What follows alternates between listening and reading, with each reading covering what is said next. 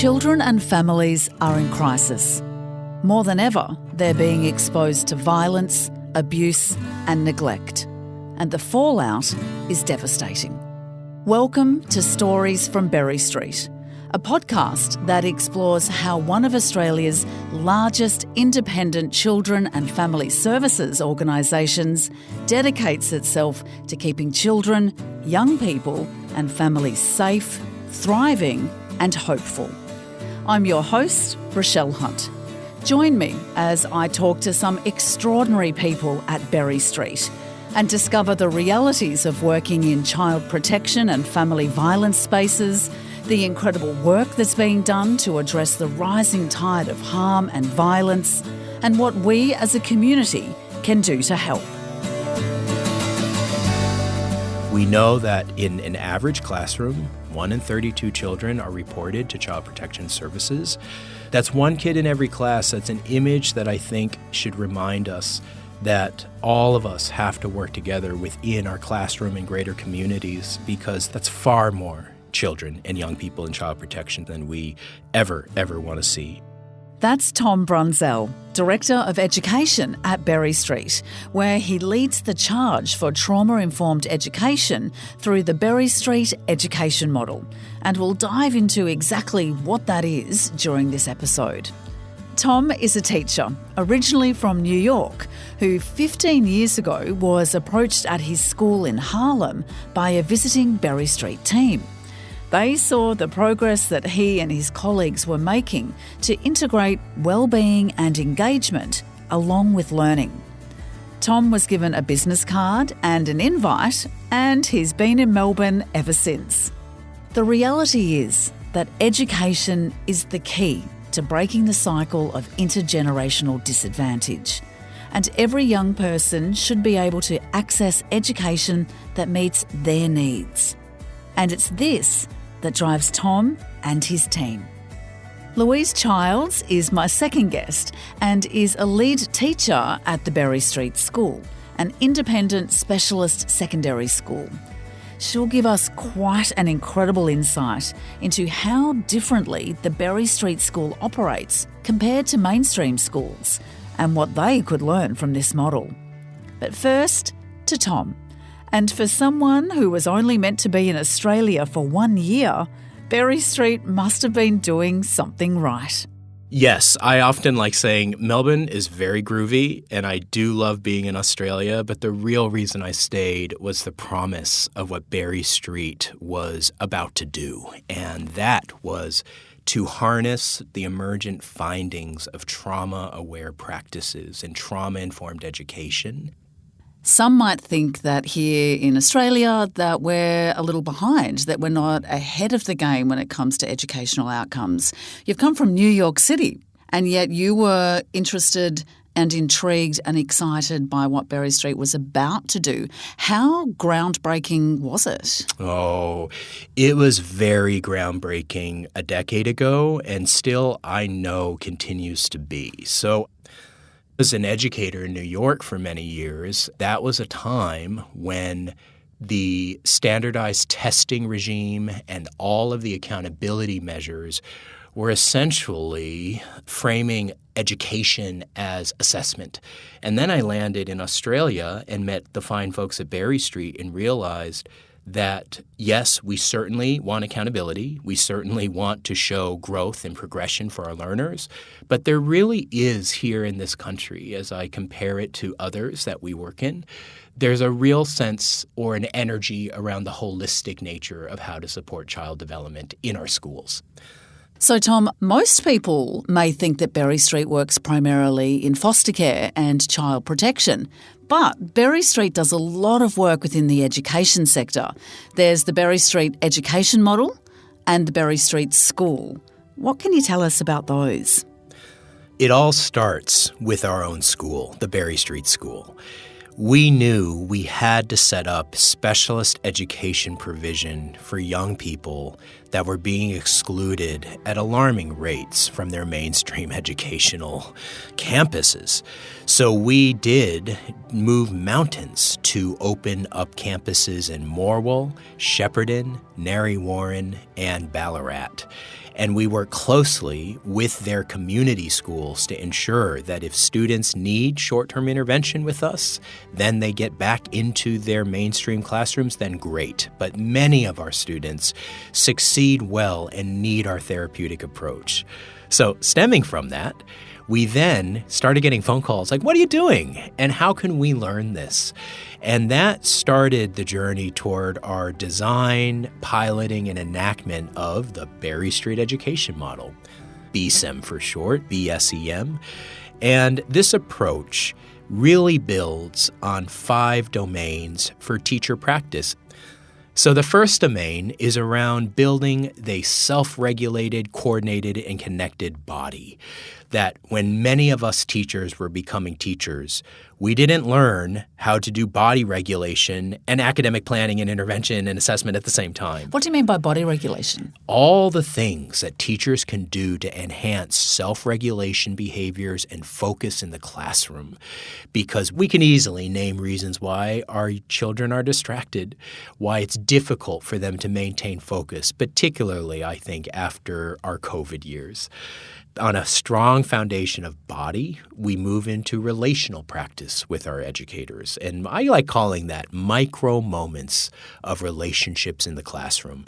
It's not the big moment where an adult takes a child and walks them around the sporting oval to get to know them. No teacher really has that time. But it's all of those micro moments of interaction that we know fortify relationships each day. Our other domains of practice are around academic persistence. We call that stamina, engagement and motivation, and of course, being strengths-based and ensuring every single student knows, identifies, and sets goals using their strengths. So that approach has informed many of our services supporting education pathways at Berry Street. We have early childhood educator teams. We have healthy play groups and other community-based services. And we then, of course, support school engagement and talking a lot around school refusal and making sure that attendance increases. Well, it takes specialized services, and Berry Street has those services. Now, you might be thinking, this sounds like something that should happen in all schools, right? Well, it is. And there are a number of ways mainstream schools are getting involved. The way we work with schools is we provide training and consultation. Some schools will call us and say, we are in a turnaround project. We have to shift staff culture toward proactive strategies. We need to work with you and get all of this learning in 1 year. That's a lot of learning for a school to enact and to create consistency around our strategies. We do prefer when schools journey with us, and a lot of schools, most schools do. So they'll spend 2 years, 3 years, and a lot of schools do all of our master classes and onward consultations. So it's just been a pretty rewarding journey to see schools grow and develop that way. So what are the trends at the moment that are impacting educational outcomes for kids in Australia? What are you seeing? What are you witnessing? Well, I have to start by saying every community has strengths, and that's an important marker for us, especially for my educators who are listening to us, because it can be very easy to forget that. The other side of the coin is every community has needs. At Berry Street, we support so many families that were made more vulnerable by COVID's impacts and the continuing impacts. It's a long tail, as we know. And we understand from the research that families and learners who were vulnerable learners before COVID were certainly made more vulnerable through that experience. So now schools have a massive catch-up. Yeah. Because we are now very much head-on addressing students. Well, let's talk about the little ones first.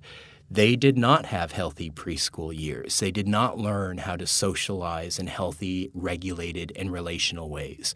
We have generations of primary and secondary students that did not get the level of intervention and engagement they needed. So when we think about self-regulation for learning, focus for learning, being able to work collaboratively with your table partners and to get your group work done. There's so many skills that are now on teachers' shoulders to be able to say, well, what's my job here? Am I supposed to do curriculum and assessment and intervention? Am I supposed to be well-being? Am I supposed to be engagement? How am I supposed to increase motivation?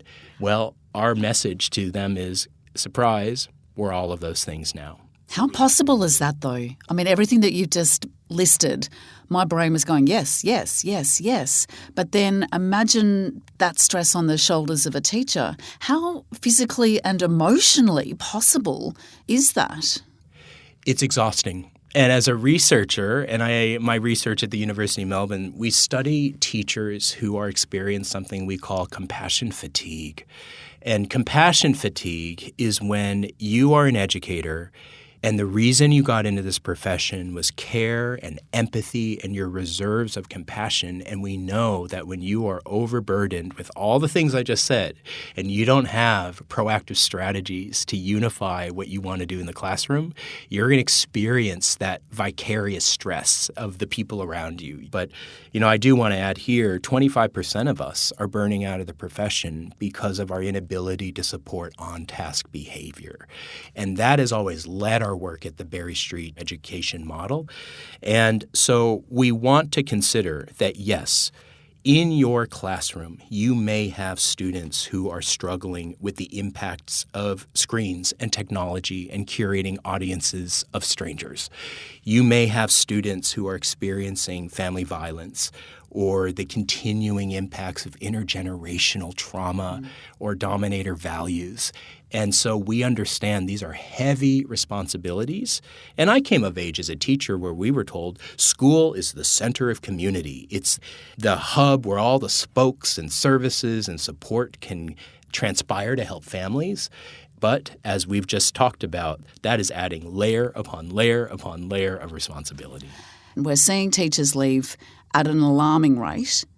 If a teacher knew that a school had the Berry Street education model, that it was practicing the Berry Street education model, they knew that they would be supported. Is it not only going to keep teachers in the profession, but keep teachers at that school long term? And how important is that? Because we don't have enough teachers. It's a national crisis at the moment. When I get to speak to groups of teachers, which I do get to often, I will be very bossy and say, you're modeling adulthood, you're modeling resilience, you're modeling how you manage speed bumps. And the teachers, before we work with them, will look at us and say, yeah, our job is really hard. Their jobs are incredibly complex. Our findings are showing that when teachers are employing the Berry Street strategies and modeling that adulthood and really shifting their schools from reactive to proactive, professional and workplace well-being also increases. That's exciting because teachers have a lot to do and it's exhausting. In my role at the ABC, whenever I talk about teachers leaving the profession and why they're leaving, the majority of the time, I would say 80% of the time, it's because of burnout and student behaviour. But it's very easy just to say student behaviour. So is trauma-informed education only for children who have experienced trauma from abuse and neglect? It's a yes and question. For sure, Berry Street is centered as our wraparound support and allied services. We are here for children in child protection. We know that in an average classroom, the statistic is 1 in 32 children are reported to child protection services. So that's one image. Kid in every class. That's one kid in every class. That's an image that I think should remind us that all of us have to work together within our classroom and greater communities because the frequency of one child in every class, that's far more children and young people in child protection services than we ever want to see. But this notion of trauma-informed practices as a direct response to a child feeling abuse or neglect from someone perhaps known to the family system, that's very serious and complex needs that has to be addressed through a wraparound service like Berry Street. However, a lot of our work at the Berry Street Education Model addresses youth mental health and youth focus and persistence to learn. And we hinge our justification of that on the quarter of our young people who are reporting loneliness all or most of the time. Around 30% of them are reporting high anxiety at school, and almost 50% of them are self-reporting that they need clinical levels of support for depression. So that tells me that every single classroom has a number of needs, both social needs, emotional needs, self-regulatory needs, relational needs, that a proactive teacher could think, you know what, this is a community and we're all going to move and climb that mountain of education together. I need to do things together with this community to keep them moving and progressing as learners. I mean, we are a big organization, and that scale has allowed us to address systemic concerns in a really comprehensive, systemic way. So specifically to the Berry Street Education Model, by the way, we're celebrating 10 years this year, and we're building, of course, on Berry Street's 140 years. So it's a humbling moment for our team. Over the last 10 years, we started with just 2 schools, one in the northern suburbs and one in Gippsland. So 10 years into our work, we are now training early childhood staff, primary and secondary schools, independent schools, Catholic schools, faith-based schools. And now we're working with vocational campuses. We are working with a number of universities. And so now we are partnering with universities to make sure that new teachers have Berry Street strategies. What are you teaching them? Are we talking maths, English, or do we go back to bare basics? Is it about even getting them to school, connecting with other kids? All of the above. So the Berry Street School has a part to play in terms of being this place where we can offer the most intense educational intervention. We are also working with the corner high school and the corner primary school, because we do not want students in our school that don't need to be in our school. But we also understand that, let's say in terms of complex behavior, there's probably a middle band of some students who their schools are saying too hard. We need a timeout from working with the student or educating the student. And the education model is meant to really support those mainstream schools to do better so we can work with the students who need us the most. To either get them back into that school. So 10 years, congratulations on this education model. Has that been long enough to see a change in outcomes? Are you seeing the benefits of this education model? We sure are. And I'd like to talk about Frankston North in Victoria and many strengths in that community and many needs in the community from an intergenerational inequity concern. So our team works with the 2 primary schools, Mahogany Rise and Elder Court Primary, and we also work with Monterey Secondary. So now we have taken the data from the last 6 years to have continuous strategies from primary to secondary school. And I'm so proud of the staff because now they're working through transitions, that important transition from primary to secondary. The teachers are ensuring the handover is this child needs this strategy. It's huge. And we have worked with them to have a unified values set that the children know. If you're in Frankston North, be safe, be respectful, be a learner. Those are the 3 galvanized values. And so we're doing these awesome parent focus groups now within those 3 schools. And I just hope that from a parental point of view, to feel the consistency between the schools. If you are supporting your child to make that important transition to high school, that you can trust that the community is working together through an allied approach with Berry Street. So if you started in prep, you would now be heading into year 8. That trajectory may not have happened without that intervention, without that trauma lens.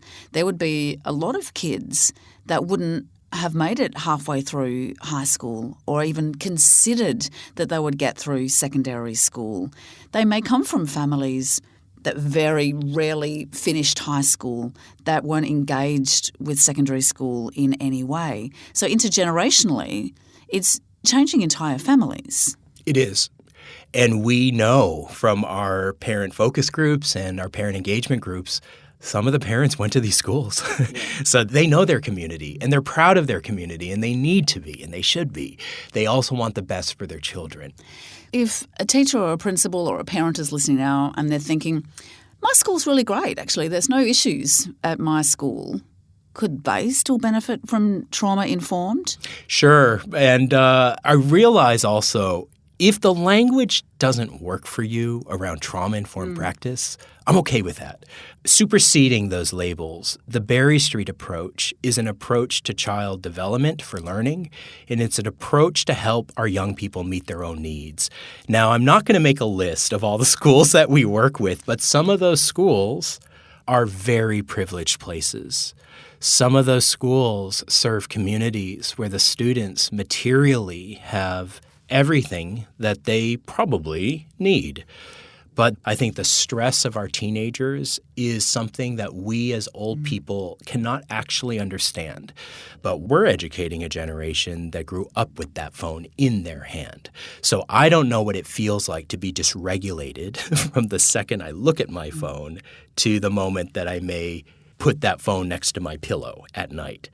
So we are working with schools who are saying, look, we don't have high numbers of child protection reporting, but we do have a number of young people who are saying, I'm lonely most of the time.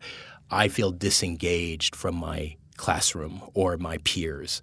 And they're saying there's something happening in your work at Berry Street that can be really useful to us. And we know that that has really helped our teachers get some traction to support their students. So what about the future of the Berry Street education model? It clearly works, but rolling it out broadly is no small feat. So how does Tom see BSEM making an impact over the next 10 years? Well, my responsibility out there is to make sure we fortify our educational campuses, not just from early childhood, but of course all the way up to tertiary education, which is what's happening over time. I mean, in a lot of ways, 10 years sounds like a long time. But in the research, some would call, and they're right to call, trauma-informed education an emergent practice, and it is. I mean, the evidence is building. It's a promising practice. We need more evidence. We need more case studies. We need more community support and an authorizing environment from our governments. That's an important part of shifting this system. My goal, of course, is to have a system where every teacher knows their lane. And what I mean by that is teachers, again, they're not psychologists or therapists. They should not be asked to hold those therapeutic roles. But the deal with that is, as a teacher, my province is the successful academic progression of all of my students. So I want teachers to feel fortified to do that, but ultimately, my real marker of success, my big vision, is that every single student in our country leaves their time in formal education shaking their principal's hand, and the principal can say to that student, what are your strengths? What did you develop in this place? What are you going to give to the community in the next few years? And every single student has something to say. They can say, I have the strengths of curiosity and kindness and social intelligence. I know how to practice those things because I did it for the last 5 years, and now I'm ready to do that when I leave you. Goodbye, high school. That's what I really, really want. Just finally, Tom, what's needed from the community when we think about a child that needs help, that needs assistance, that may be acting out, that has had a traumatic background? As a community, what can we do? Something as simple as changing our attitude, rethinking our stereotype of what a naughty/unhelpful child looks like, and asking why? That's a great start, Richelle, because you can't skip developmental steps. So when we think about a 6th grader who has grown up in a situation where they have to take care of their own needs first, and it comes out in an unhelpful way, then that sixth grader may have the self-regulatory capacities of a first grader. They may have the social intelligence of a preschooler, but they may have the street savviness of someone much, much older. So those mismatches in their own development are things where schools, I think, need to wake up and realize you can't just discipline it out, but you also do need to have fairness in the community, and you need to have restorative and repair in the community. What we're doing, hopefully to galvanize the values in community, is to say we need to meet these children where they're at, but also be ready to forge healthy developmental experiences for them. And we all in the community have a part to play. If you have the resources where you can help contribute to Berry Street and contribute to this work, we need you. In fact, the Berry Street education model would have never existed unless we had had the generous philanthropy that we did 10 years ago. Our other services, our allied services, could not possibly exist without the innovation of practice that we have needed. So yes, we need you as community members to support us, but also every single parent and carer who works with their own child. You have community connections, you have professional roles, you have social roles, you have familial roles in the community. We want you to help each other understand that this is a systemic concern, but this is around systemic health. This is all of us doing something to help some of our most vulnerable children and families. I love that idea of you just can't discipline it out. You know, that it takes an entire community. Everybody's looking for answers. Berry Street has so many of them. Thank goodness Tom got on that plane all those years ago, and he's here doing the work that he does. The work that lead teacher Louise Childs does at Berry Street's very own school is also critical to BSEM's success. She's teaching and guiding the kids in what is a world away from the mainstream schools that most of us know so well. And she absolutely loves it. So what did you love about it? What was it that stood out? It was really tangible things that I could apply to my everyday classroom, and it was proactive things instead of reactive. Can you give us an example of that? I really love using things like lo-fi music, which is really low beat, which replicates a calm heart rate. And just the fact that you have that playing in the background, sometimes the students don't even realise that it's on. It's like elevator music. You don't really know it's on. But your heart rate sort of mimics it, and it really helps form a really calm environment. And conversely, if the environment needs a bit of lifting up, we might put on some 80s music. Just things that I could put into my class the very next day was something that I really loved, and learning the science behind it. So when we say the Berry Street School, can you talk us through how it's different to a mainstream school? If I was to walk into the Berry Street School at Narre Warren, what would it look like? How would it feel? How would it operate? Well, it looks very different to a mainstream school. It's obviously much smaller, and it's all been designed by occupational therapists and with specialists in the field. So it's designed for young people to have little breakaway spaces and to be sort of neutral, to feel really safe. It's really important that young people affected by trauma feel really safe. At our campus, we have about 50 young people. Across the 4 campuses is about 200 students with a very high staff to student ratio. So it's 1 to 3 across the whole school. And that's because we have a lot of supporting staff, speech pathologists, psychologists. In every classroom you'll go in, we'll have 1 teacher and 1 education support worker, and no more than about 10 students. So the ratios are really different so that the students can really receive individualised and differentiated support. So what are students likely to have experienced in a mainstream school that sees them then transition to a Berry Street school? So all of our students have firstly experienced trauma in their life, but that has then resulted often in them being disengaged from school. So one student that we're working with at the moment is in year 8 and has not been to school since she was in grade 1. Oh, my goodness. And so we're working with her on a really differentiated program to get her to feel comfortable in returning to school.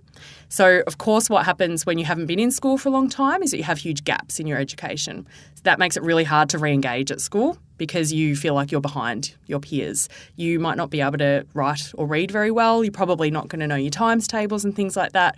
And in a mainstream school, the curriculum keeps rolling. In our school, we can differentiate that I was talking to a student the other day who said she missed all of her times tables. She didn't know how to do them and she was too scared to tell her teachers. So she's only just started with us and she was so excited that she figured out how to do her times tables that she asked to take a little whiteboard on the bus to sport the other day and do her times tables, and she just felt success. And Absolutely. often they're not feeling success in mainstream school. Hence, then you would need that small student-to-teacher ratio because every student is different and individual. And if you're talking about huge gaps in education, different levels of trauma, then it would be vital to be able to work almost one-on-one. Yep, it's vital. And our teachers are experts at working out different strategies that they can use in the classroom, whether it is one-on-one intervention supports, very small group supports, or setting individual tasks that mean that the teacher's able to get to those students, which is very difficult for a mainstream teacher to do with 20-odd young people with different needs. In our setting, we're able to be really creative with the way that we use the staff in our classroom. It might be that the education support worker's working with 2 students on something and the teacher's working with 3 students on something. But either way, every student has work that is accessible to them, but most importantly feels safe to be able to be vulnerable with their gaps. I wanted to really get a picture of just how the Berry Street education model is applied day to day on campus. What can young people expect and how can it work to support their healing and learning? We live and breathe the Berry Street education model in our school setting. So we have a Berry Street education model lesson plan that we follow in every class. So something that's really important for young people affected by trauma is consistency and predictability. In trauma-informed education, unpredictability equals risk for young people affected by trauma. So once they get to know us, they know that our responses are predictable. So every class looks and feels the same in terms of it always starts the same way with a positive primer. We always start our classes with something fun just to get those good feel-good chemicals going, and which makes us ready to learn. And so every class will have a similar structure. We have expectations rather than rules at our school. And so that means that the young people know that it's a safe haven for them. It's a safe place. All of the adults are safe. We are calm. We are centred and grounded, but we also have secure boundaries and we make sure that they know where those boundaries are. How do you go about implementing that? So we have 3 school expectations, which are that we come to school prepared to learn, we allow others to learn, and that everybody has a right to feel safe. So they're the expectations that we use to form all of our conversations with young people. And if there are difficult conversations or there's been ruptures, it's really important to us that we repair that with a restorative process rather than, say, a mainstream school that you might go to detention 3 days after the event. We're very careful to make sure that we have those conversations straight away so that it's a learning opportunity. So we don't expel students, for example. We'll have conversations about readiness or suitability to be at our school and things like that. It's really do you find different. that works? Yeah, absolutely. And the students, it takes them a long time to get comfortable with that. So I can talk to you about an example that happened. One of our young people had a rough night the night before and he came into school pretty dysregulated, and so he was feeling mad and he's, was quite loud and yelling and kicking holes in the wall and things like that. He went off with our wellbeing worker. They worked on regulation strategies and he came back later and he came up straight away and said, I'm really sorry for earlier. I wasn't feeling very well and, I'm sorry that I was yelling and it was probably scary. And I just always say it's always a fresh start. And sometimes when young people start, that's really unusual for them to have an adult ready and willing to forgive them and move on and straight away have a bit of amnesia. And they can test that boundary sometimes before they realise that we're going to be there still for them and we're going to be very predictable in our responses. And this young person's been there long enough now that he was really comfortable, that he knew that he would just be able to come and apologise. But more importantly, he was able to recognise in himself that mind-body connection that he was disrupted at that time, and he knew the strategies that he needed to use to de-escalate. That's incredible. Louise, you've already painted a great picture of how different the environment is at the Berry Street School, but I'd love to dig a bit deeper.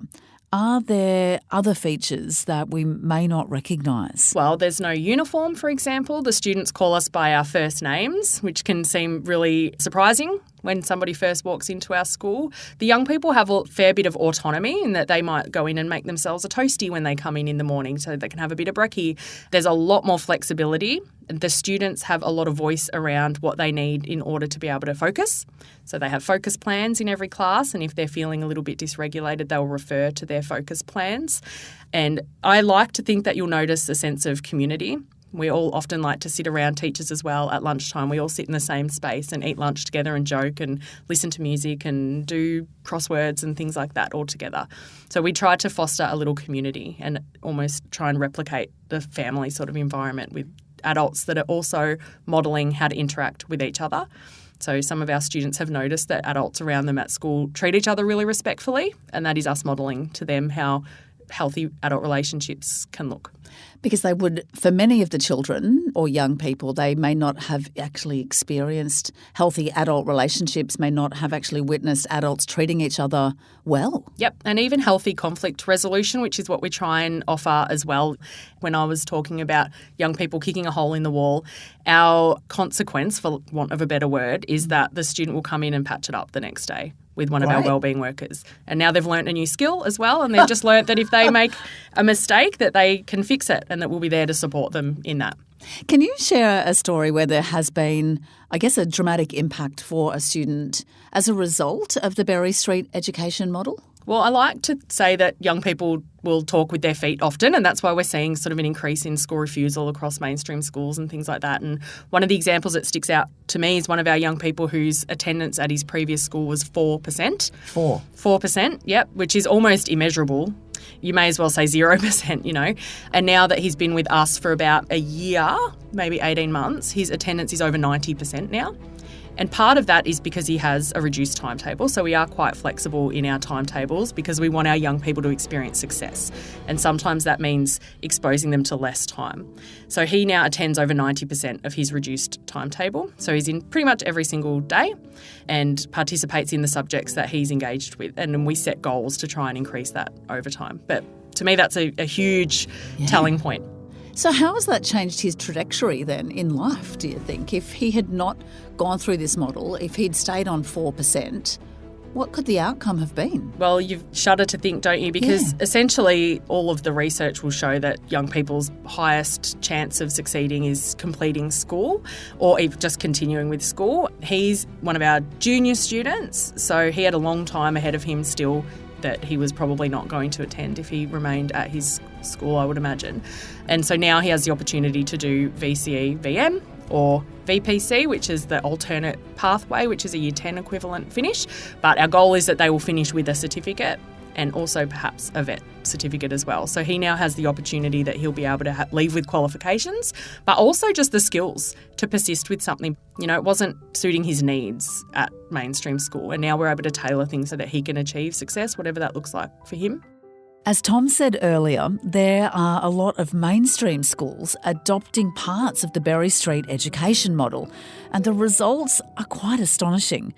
I wonder what Louise's take is if the model could be implemented across more Australian schools.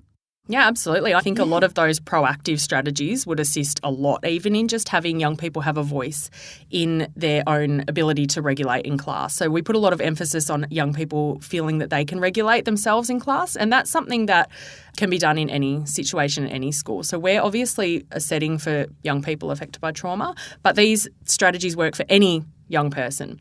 So I'm not affected by trauma personally, but I do need strategies to help me focus regularly.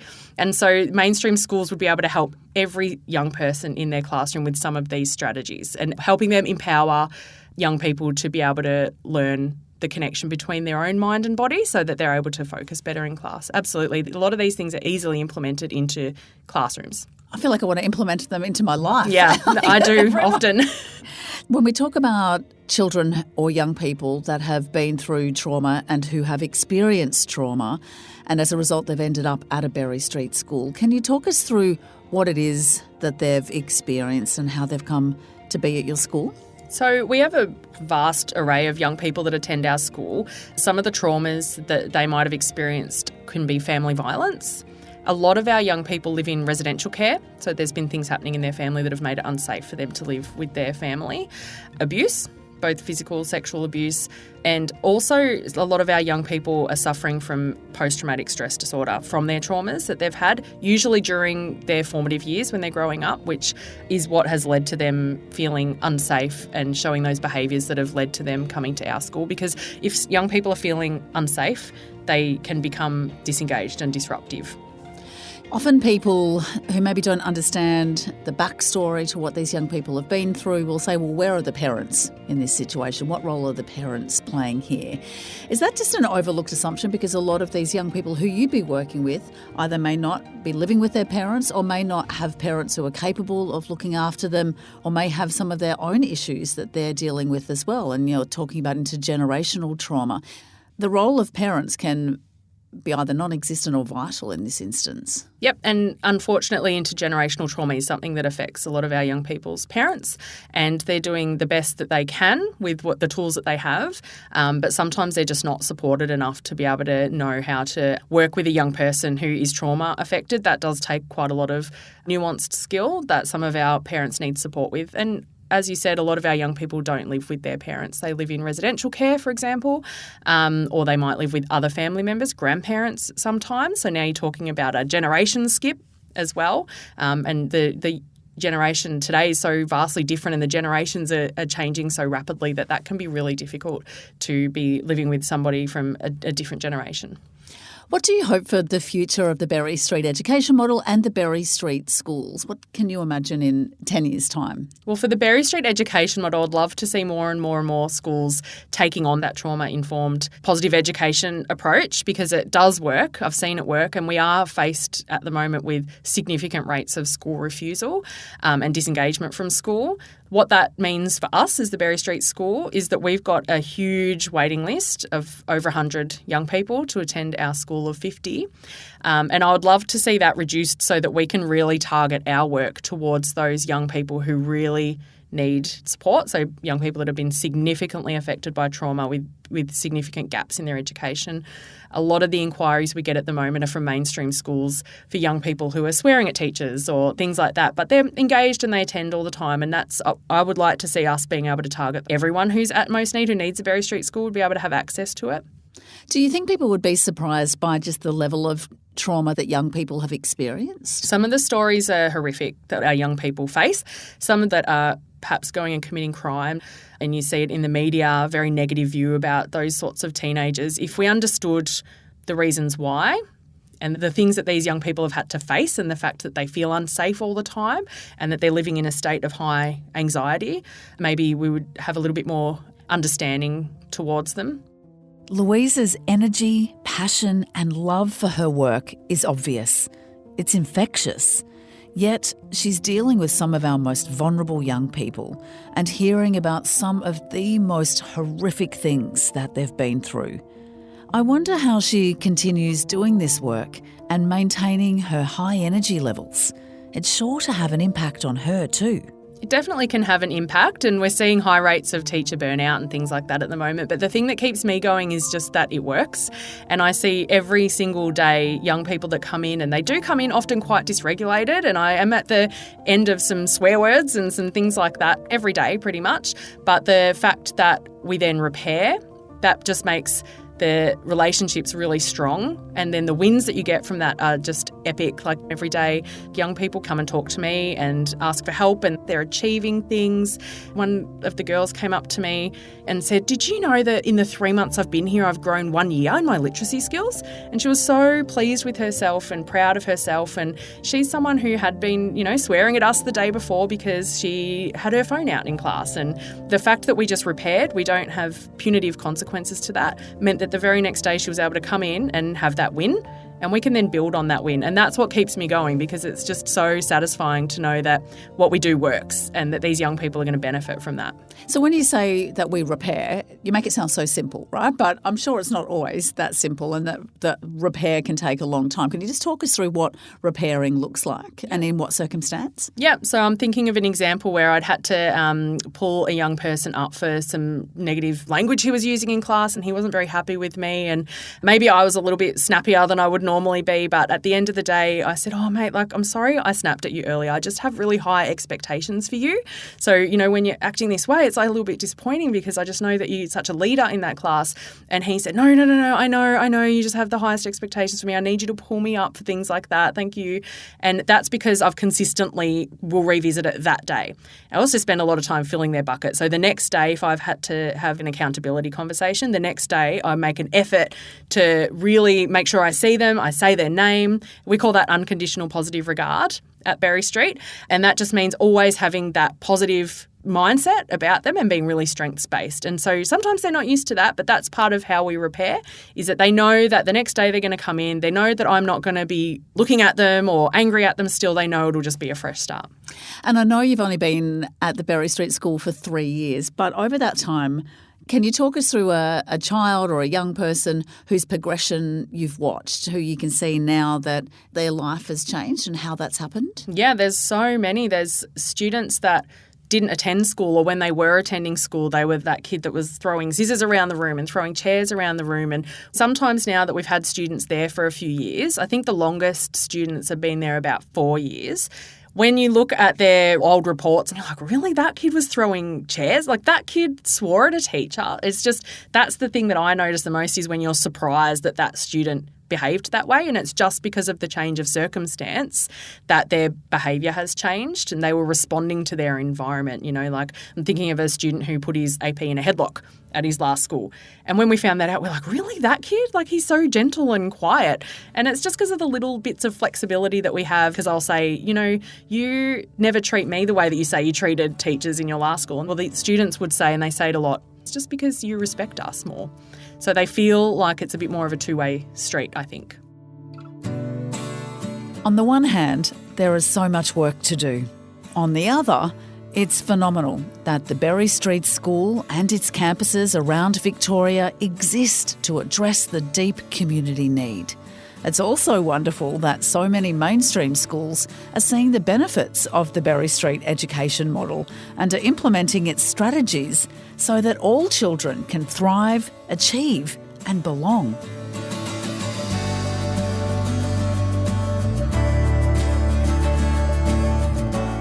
You've been listening to Stories from Berry Street, a podcast for Berry Street, produced by Sound Cartel. Find out more about how you can support Berry Street at berrystreet.org.au. Listen out for more episodes on everything from healing childhood trauma, family violence, providing safe homes and childhood neglect. Subscribe free wherever you listen to podcasts. If you or someone you know is experiencing domestic, family or sexual violence, please contact 1-800-RESPECT on 1-800 737 732.